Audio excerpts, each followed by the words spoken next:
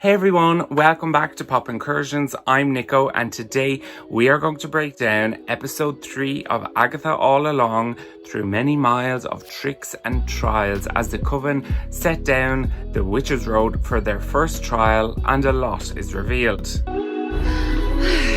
Heard you guys were having a party. Say what? Avengers! Avengers! What now?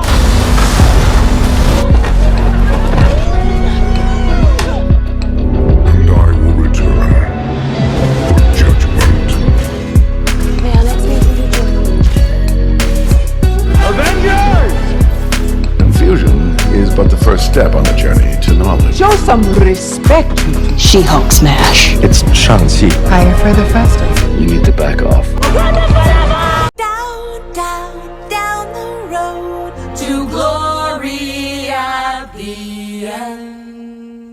So episode 3 sees the coven in this Big Little Lies themed trial, and in the words of Jack Schaefer, they're all in their coastal grandmother chic. We get some pretty big reveals, new information, but the first trial is already testing the coven. We also meet some other characters and our Nicholas Scratch Darkhold theory is seemingly confirmed. By the way, I hope you all like our new Pop Corner setup. It has lots of pops from WandaVision, Multiverse of Madness, Werewolf by Night, and other just magic themes, and you can probably see a certain Scarlet Witch is keeping an eye on us. Episode 3 is titled Through Many Miles of Tricks and Trials, and just like the first 2 episodes, these are lines from the iconic new hit, The Ballad of the Witch's Road. Through many miles of tricks and trials, which has got over 1 million streams on Spotify in the first week, 500,000 of which is probably from my phone alone. down, down, down the road, down the witch's road. We finally see the coven on the Witch's Road, which is so beautiful, especially given it's all practical, no CGI or green screen. Teen is in awe of its magnificence, and Agatha makes a remark to Teen. Suits you.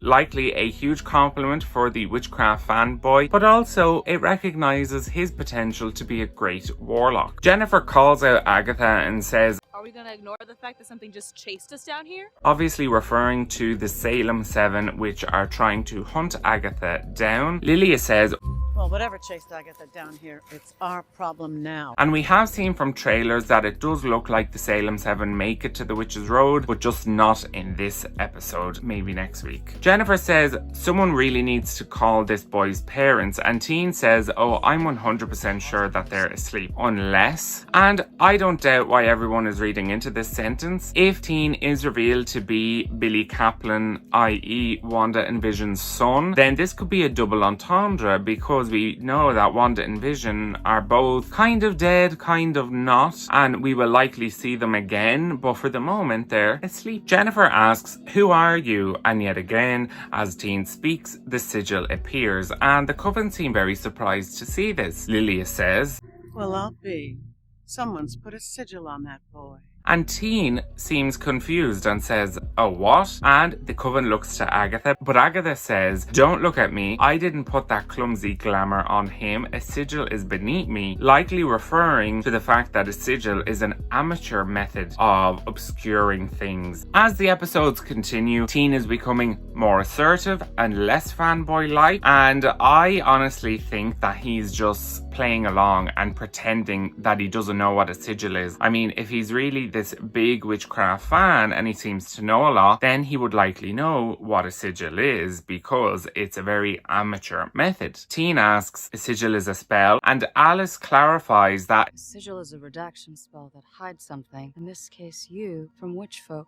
it's interesting that Alice is starting to put the pieces of the puzzle together, because she doesn't just say, oh, it's hiding your identity from people. She's saying it's hiding you from witch folk. So she must recognize that it has some specificity to other people with magic and him. Lilia says she was probably trying to keep him all to herself, and Teen asks Agatha, why would someone want to hide me? And Agatha steps in front of him, literally hiding him out of the shot, and says, I have no idea what's under that sigil. he could be something special. We can crack him open later. For now, the real value is at the end of the road. Agatha then reminds the coven why they wanted to walk the road, a clear nod to the Wizard of Oz as to why those characters wanted to walk the yellow brick road. So, You want to unbind You want to reverse your fortune. You want to find out what happened to Mommy. But then they realise that Sharon, or Mrs. Hart, has gone missing. Sharon has strolled off after calling this a kidnapping. This is a kidnapping! And is now separated from the coven. The road starts to eat Sharon's handbag up, but she fights for it because she got it in Talbot's. And then the road starts to pull her into it as well. And it looks to be like sinking mud or quicksand, but thankfully the coven come to rescue her. And Agatha explains, you do not step off the road. And of course, Teen refers to the ballad, Stray Not From the Path. I stray not from the path. And Agatha says, if we follow the instructions of the ballad, we'll be safe as kittens. Their trial is on this lovely beachfront property, and as they approach, Lilia recognises on the door the phases of the moon, and Teen specifies it's the water phases. It only makes sense that they're water phases because by the end of the trial, the house, which is on the beach,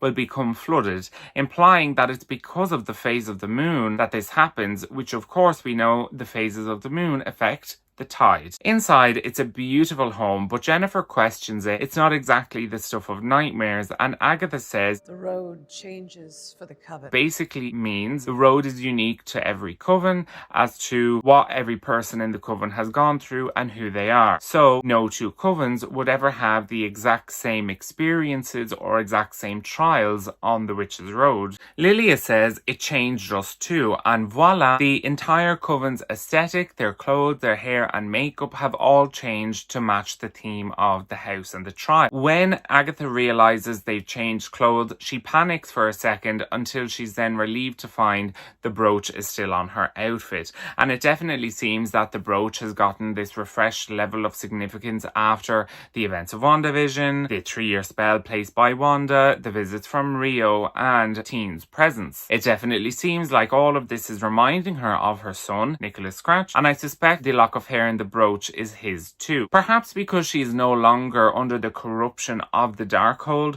she's reconnected with her emotions, with her conscience and her guilt, and is now facing the consequence of her actions and grieving her son, possibly for the first time since acquiring the Darkhold, as it may have helped her not only physically hide behind that dark magic, You hid behind all that dark magic? but emotionally and mentally as well. Thanks to Rock Love Jewellery, you can actually buy the Coven's necklaces, and this gives us a better look. Now, I won't cover Agatha's brooch because I already did in our episode 1 breakdown, so check that out if you're interested. Firstly, we'll look at Jennifer's necklace. This is a potion-shaped necklace, which obviously fits because her specialty is potions. On the website, it's described as tear-shaped with celestial symbols, i.e. the crescent moon and the star, as well as some floral elements to the lid, which of course flowers can also be used in potions. Next, I must correct ourselves because last week I mistakenly called Lilia's necklace the Tarot card Queen of Cups, and while I still believe that tarot card is related to Lilia,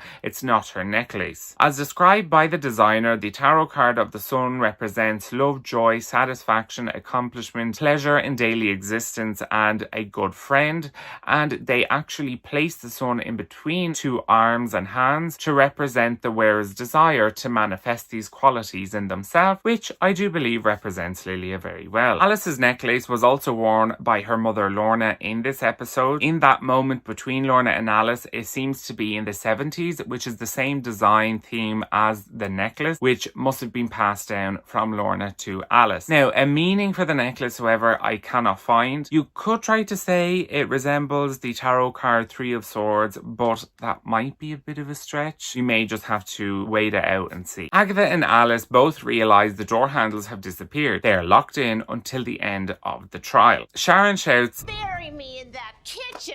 because the kitchen is so nice, but it also foreshadows one of the outcomes of this trial. Above the mantelpiece, Teen finds an invitation on the mantelpiece, and Agatha says, Please God, not a baby shower. and if the rumour we're about to find out is true, Agatha certainly would not want to be reminded of any babies. Jennifer reads, The Witch's Road cordially invites you to the first trial. Then it's a riddle. My age has value. I'm no fun alone. I mess with your mind. My tricks are well known. Agatha says that sounds like a witch, and Jen specifies Sounds like you. Sharon gets it right, as it's a bottle of wine. Now, the wine is labelled Reina, but spelled with a Y, and it's red wine. So, if we looked into it, spelled it correctly in Spanish and translated it, you could make the Red Queen. And the closest thing to that, of course, is the Scarlet Witch, but I don't think the label on the bottle of wine has any significance. Teen and Jennifer go to find a corkscrew at the bar, and here Jennifer takes the opportunity to give Teen some advice. Watch your back with Agatha. And Teen says, I know how people feel about her. And this is where Jen drops the bomb. Did you know she traded her own child for the Book of the Damned? And Teen is shocked by this news, but immediately goes to denial. That can't be true. Jen says, no, yeah, you're probably right. That's just what people say. They say no one knows what happened to him. Others say he's dead. Others say he might be a demon. Or an agent of Mephisto. Boom, there it is. For the first time in the MCU, they have verbally name-dropped Mephisto. And Teen definitely seems shocked to hear all of this.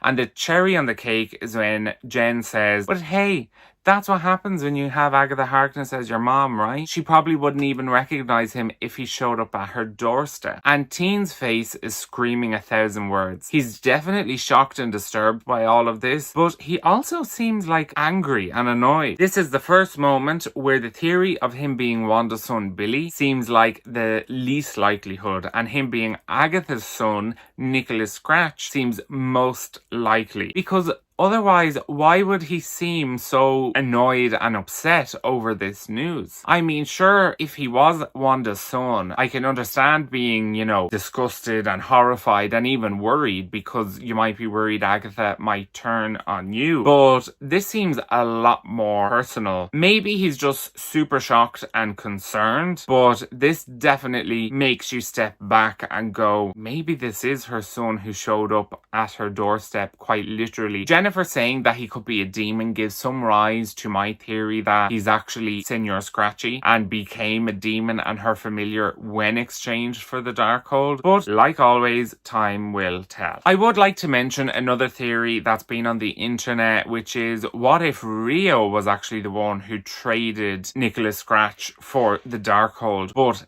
to get revenge, Agatha stole the Darkhold from Rio. Now, of course, these are all theories, and we will have to wait and see. One moment from WandaVision seems very poignant and just hits very differently now, is the one where Agatha had killed Sparky, and Wanda's sons are pushing for Wanda to resurrect him. And in that moment, Agatha is crying. She's holding that dog wrapped up, almost the size of a baby, swaddled in a blanket. And when Agatha says, you can do that, it definitely seems like she would have been thinking about her son there. And let's just remember, not to justify anything, but imagine how hard it would have been for Agatha, now knowing what we know, to see another witch who could literally just magic children out of thin air. That, I would say, would be difficult. And the fact that she was always around them, as well as Auntie Agnes, may have made it very difficult for her. So maybe this woman was much more restrained than she already was perceived. She was already very patient with Wanda. Maybe she was even more patient. In case you're not familiar with Mephisto, he is basically the Marvel version of the devil. In the comics, he is empowered by the souls of the damned. For example, that could be those who use the Darkhold, because that's also known as the Book of the Damned. He also loves to make deceptive deals or bargains with people, and he is one of the most evil and least trustworthy beings in existence. He also loves to impersonate the biblical devil, and can also be referred to or named as the devil, Satan, Lucifer, but he has many other aliases. His name Mephisto comes from real world folklore and legend. His name Mephistopheles comes from a demon from German folklore. Mephisto has been seen in comics and stories with Doctor Strange, Thor, Ghost Rider, Doctor Doom, where he actually trapped Doctor Doom's mother in hell, which kind of led Doctor Doom to become a villain. He has also appeared in Black Panther comics, Fantastic Four comics, and in X-Men and West Coast Avenger comics, etc. If you were part of the fan theories during the WandaVision era, one of which was actually an appearance by Mephisto himself because of moments like this, The devil's in the details, Bev. That's not the only place he is. where Dottie and Agnes would refer to the devil, and because in the comics, Billy and Tommy, Wanda's sons, were actually like shards of Mephisto's soul, connecting him to Wanda. Mephisto is not to be confused with Chthon or Chthon though, because Chthon was one of the first demons on Earth who actually engraved those forbidden incantations into Mount Wundagore that would later one day be transcribed into the Darkhold. He also built the throne and prophesied the coming of the Scarlet Witch and her destiny to either rule or destroy the world. Excitedly, Mephisto is rumoured to appear in Ironheart, which will likely premiere next year, fall or summer, and this is because in Ironheart we expect to see a villain named the Hood who has this magical cloak or hood that's tied to Mephisto. Perhaps something in Agatha All Along could set up that introduction in Ironheart. Sacha Baron Cohen is rumoured to play Mephisto in Ironheart, at least in the human figure form, because in the comics he also appears as this kind of hairy, muscled demon. I would be quite excited to see Mephisto show up in Agatha All Along, especially because, as far as we know from the slate, it's kind of the only project coming up recently where we could see him before Avengers at least. Late on Thursday, Jack Schaefer implied in an interview that his name drop was more than just an Easter egg. With these shows, so often there is something that is at once a joke and a wink and a nod, and actually has something legitimate underneath it. As we all know, Mephisto is a character who's very wrapped into Agatha's storyline. I mean, people have to watch, but we're always playing with the audience in that way. So maybe we might get to meet him before his appearance in Ironheart. Back to the scene, they pour the wine and Sharon guzzles hers down first, which seems to set off a timer. Agatha makes a toast Two harbingers of doom? And as excited as it is to hear that, I doubt it has anything to do with Doctor Doom, more so witches being the literal harbingers of doom. Harbinger meaning something or someone that kind of signals or approaches something that's coming, and I mean witches literally signal impending doom. Similarly, Wanda is the harbinger of chaos. Harbinger of chaos. The ladies go to drink, but Agatha seems to take note of this timer more than everyone else. It's important to note that Sharon Davis, aka Mrs. Hart, not only drank a few minutes before them, but also took a second serving. Teen tries to build rapport with Alice by asking about her tattoo, but she doesn't seem to want to talk about it. Meanwhile, Agatha pours her wine out into a plant pot. Alice then begins to open up to Teen, saying that she got her tattoo in Colorado. What's Colorado in the comics? That's where New Salem, the new witchcraft town named after the original Salem, was set up there after the witchcraft community escaped Salem to flee from persecution. And who leads New Salem in the comics? Agatha's son, Nicholas Scratch. Alice says, my mom was playing Red Rocks. Red Rocks is an open-air amphitheatre. And Teen says that symbol wards off curses, right? And Alice explained, Because she said all the women in our family were cursed. and Teen asked, what age did you get the tattoo? And Alice said 13. Interestingly, Teen says, All happened to me at 13 too.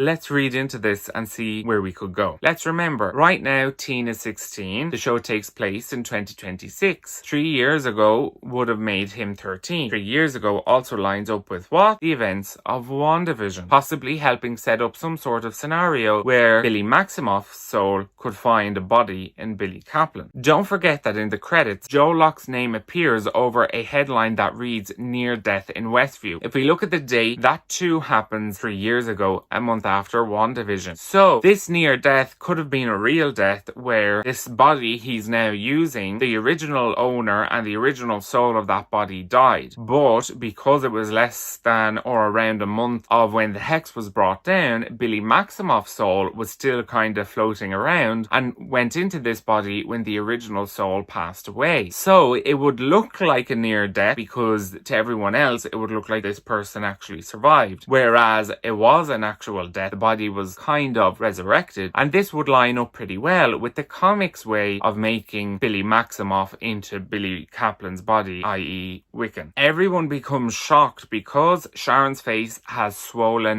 up, looking like what some people look like after getting too much filler. And I like this modern day twist on this side effect. Instead of being an anaphylaxis like swelling, it's like too much injectables. This could be the case because of course this is a potions trial, and the potions witch Jennifer is now in the beauty business. Being the potions witch and into her alchemy and chemistry, Jennifer realizes that they've been poisoned. Soon Alice, Jennifer and Lilia have swollen faces too, and Jennifer says that Sharon is their canary in the coal mine, meaning she's their early warning for danger, not only with their swollen faces, but later she will warn the coven what happens when they're not thorough enough in working together in the trial. Sharon tries to drink again, and while everyone else discourages her, Agatha says, why don't you just let her drink the rest? And they're looking at Agatha like, girl, why are you trying to kill her? But let's remember, Agatha did not drink the wine, which is also why she's covering her face. This is why she wants Sharon to finish the bottle so they can't get mad at Agatha for not drinking it. Agatha wants the other members of the coven to do the dirty work, to take the risks, but we know that without everyone participating, with the exception of Teen, the road will not count the trial as complete. Randomly, while Jennifer is asking Sharon questions to identify the toxin, Lilia, in a very warm yet sad voice, says, I love you guys. and I'm guessing that Lilia had another vision of the future, and this is something she says in the future, although I hope it's not said under any sad circumstances. Suddenly, the swelling dissipates from their faces and everyone is overjoyed, but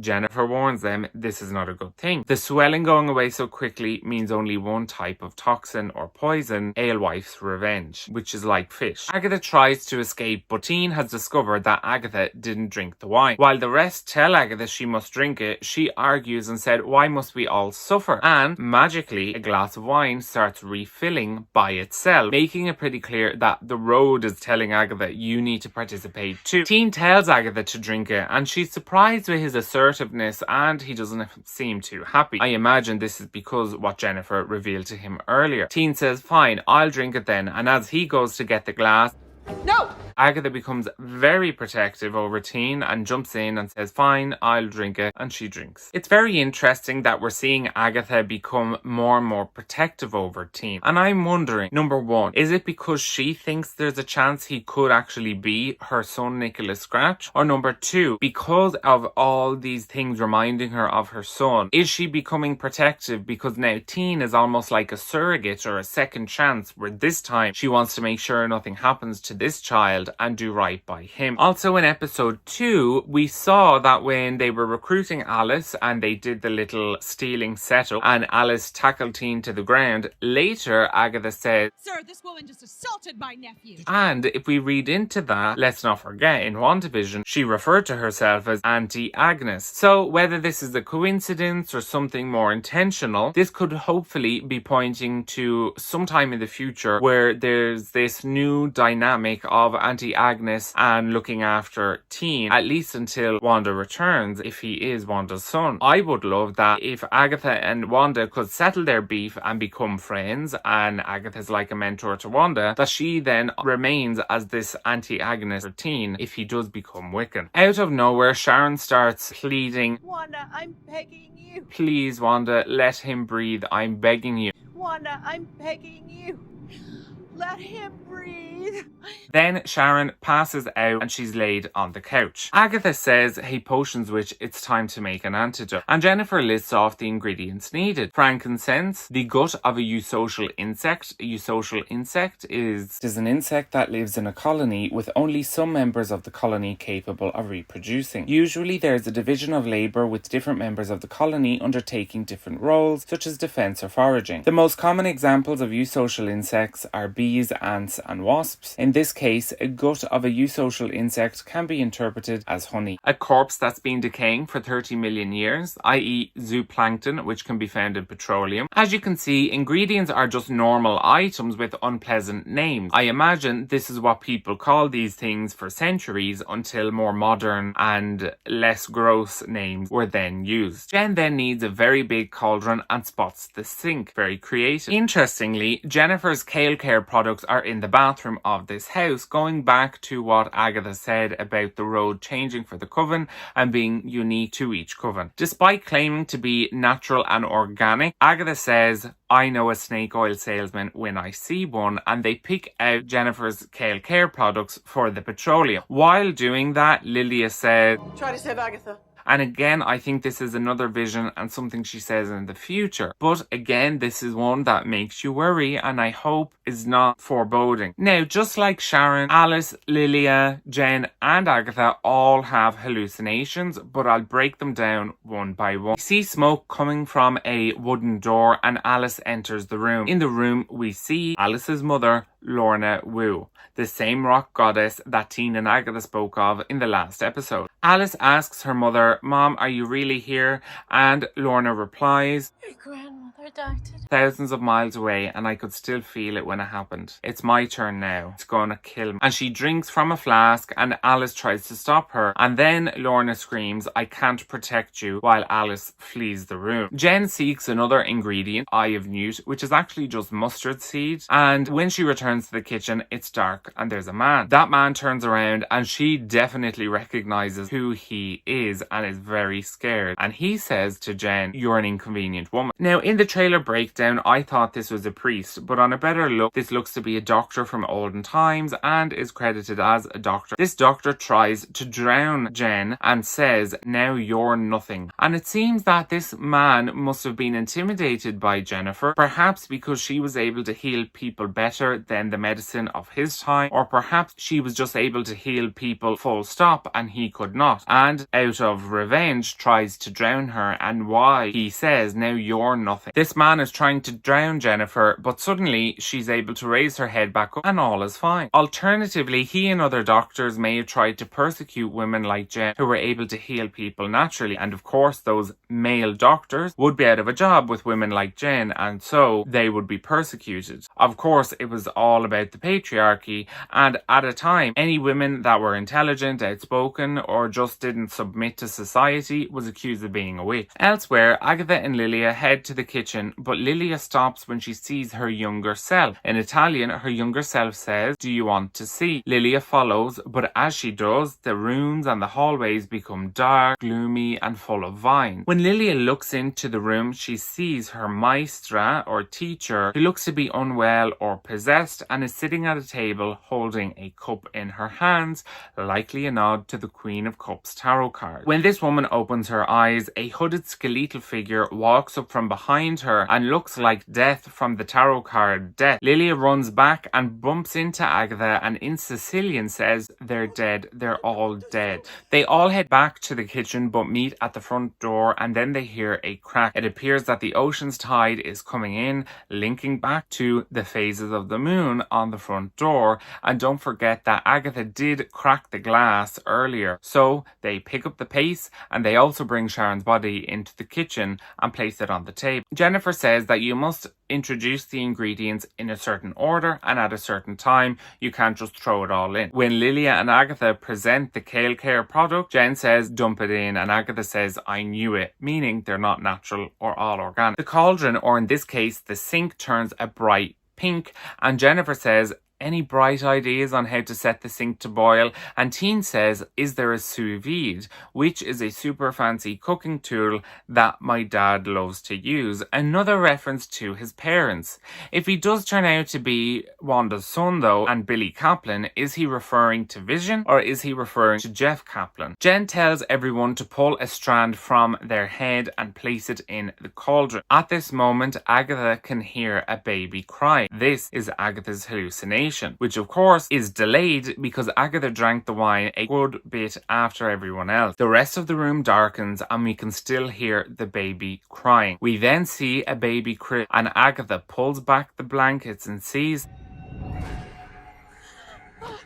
the Darkhold. This really upsets Agatha, and is this seemingly confirming the rumour that Jen revealed earlier and we theorised of Agatha trading her son for the Darkhold? Jen then shouts Agatha and that breaks the hallucination. Teen says, what did you see? But Agatha just says nothing. I'm guessing Teen might have an idea of what she saw thanks to Jen's spilling the tea. They add their hairs into the cauldron, clasp their hands and clear their mind. Jen says that the colour we're looking for from the cauldron is a bright cerulean. However, they then begin debating between cerulean and chartreuse, possibly a subtle nod to The Devil Wears Prada, a very iconic film for the girls and the gays. Just blue, it's not turquoise, it's not lapis, it's actually cerulean. Jen says I must have forgot something and begins to panic. I've never made this potion before. I make retinol serums for Christ's sake. There was the time where I would be able to solve this with a wave of my hand. I'm bound. He stole my magic. And I'm wondering, when she says he stole my magic, is she referring to the doctor we saw in her hallucination? Is she referring to Mephisto? We may have to wait and see. Agatha grabs Jennifer and says, I have always hated you. and Jennifer's like, if this is a pep talk, and Agatha continues, but I left you alone because what you were doing was important, not this Kale care crap, the real work. You can be that witch again. They can take your power, Jen, but they cannot take your knowledge. And Jen realizes the missing ingredient. We need the blood of the unpoisoned. And Agatha grabs a knife and cuts Teen's hand and adds his blood. The cauldron turns the correct colour and they all take a drink and give Sharon some. The timer sounds and the oven door opens and Jennifer says, is that our exit? And Lilia says, I am not climbing in an oven. I had a friend of mine that did that once. She had a lovely house too and she ended up, boom, the seawater, the ocean essentially comes crashing in. And yes, I do think that Lilia's friend was a reference to Hansel and Gretel. And there she is giving out to Agatha for giving witches a bad rep. Witches like you are the reason people think we eat babies. Lilia, your friend was like the OG giving witches a bad name. Jennifer and Lilia climb in and Alice, Agatha and Teen help lift Sharon and push her through and the rest follow. Now, just like in the Goonies, they all exit via a natural water slide, shall we say, back to the Witch's Road. Agatha kicks them out of the way and says, oh, a little rusty back there, Jen. And Jen says, a little traitorous there, Agatha. And Lilia says, stop. We made it through the first trial. Everyone is safe. But Teen says, not everyone. Sharon's dead. And so unseriously, Agatha goes, Who's Sharon? and that concludes episode 3 through many miles of tricks and trials. The credits music that plays immediately after revealing that Sharon has died is such a juxtaposition and so like, oh my god, but very in theme with Agatha. I don't know about you, but from my perspective, Sharon's death has actually caused more noise in the online fandom than like Maria Hill or Talos in Secret Invasion. Who would have known? Now, is Sharon really dead? I don't really think we can actually make that call yet because the show is still running. You know, in a Marvel project, there can be quite a few times where it may appear like in the middle of an episode or the middle of a season or in the middle of a film that the character might be dead or, you know, be lost. But by the end of that project, end of the film or end of the series, it's actually revealed that they're fine. So I don't think we can really make that judgment until literally the last episode. So I think we just have to wait and see. But it would be particularly heartbreaking and sad that Sharon thought she was just going to a party. A party? And she's never really invited to things like that in Westview. And obviously she's a widow and, you know, she survived. Her and her husband survived through what happened with Wanda and everyone is still quite traumatized over that. And it's just would be so sad that this is the ending that she gets. I find it very difficult to say or to make a conclusive judgment now whether she really is or isn't dead. As I said, we should really wait till Agatha All Along is over and then make that judgment. Now, it seems that not everyone was able to identify the cause of death. But if you watch the episode back carefully, you will see that when they were making the potion, they did not pluck a hair from Sharon's head. And based on assumptions and just my own understanding, it seems like that part of the potion is what makes it work on each specific person. That's likely the cause of death. Also, I have a bit of a theory that the Road almost wanted to kill her because she wasn't a proper witch. You could argue that the Coven is trying to cheat there, and that may have been the Road's way of using it as an excuse to say, right, well, she is dead. And then, of course, next week, they're forced to actually recruit a real Green Witch, i.e. Rio, to join their Coven. And maybe once they do that and Sharon's body is sent back to the real world, she'll actually be alive. die. We've also seen in promo that they do some sort of spell or incantation over where her body was. So we've seen a promo which looks to have some moments from next week's episode. They're performing an incantation and there's an outline of a body, possibly where Sharon's body was. A massive shout out and thanks to Justinus or Mad Latinist on X for translating this incantation, aka spell, from the promo, which roughly translates to "we summon a green sister above," which makes total sense because we have also seen the moment that Rio literally comes up from the ground to join them, and now we know she had to join them because Sharon died. Now the spell may be different in the actual episode itself, as it may be more words or may be longer, but as far as the promo goes, that's roughly what was said. This also explains why we never saw any scenes with Sharon and Rio in the same room, leading some to speculate that Rio was masquerading as Sharon. Unfortunately not though. Also, a lot of people are now speculating that Agatha may have not walked the Witch's Road before, given her strange behaviour in the trial, like trying to escape or cheat instead of following the trial. Perhaps Agatha just likes people to think she walked the road to make herself more of a badass, but I'm sure we'll get more definitive information on whether she really walked the road before or not. So that is it for today. I want to hear from you though. Did you enjoy episode 3? Was there a hallucination from a particular member of the coven that you enjoyed the most learning of? What is your theory of Teen? Do you believe the rumour that Agatha traded her son for the Darkhold? And do you think Sharon will actually be alive by the end of the show? Be sure to check out my socials in the description, where you can also check out my TikTok where I make MCU related videos. Be sure to give the video a like and click that subscribe button for more from Pop Incursions. I'm Nico from Pop Incursions. See you next time.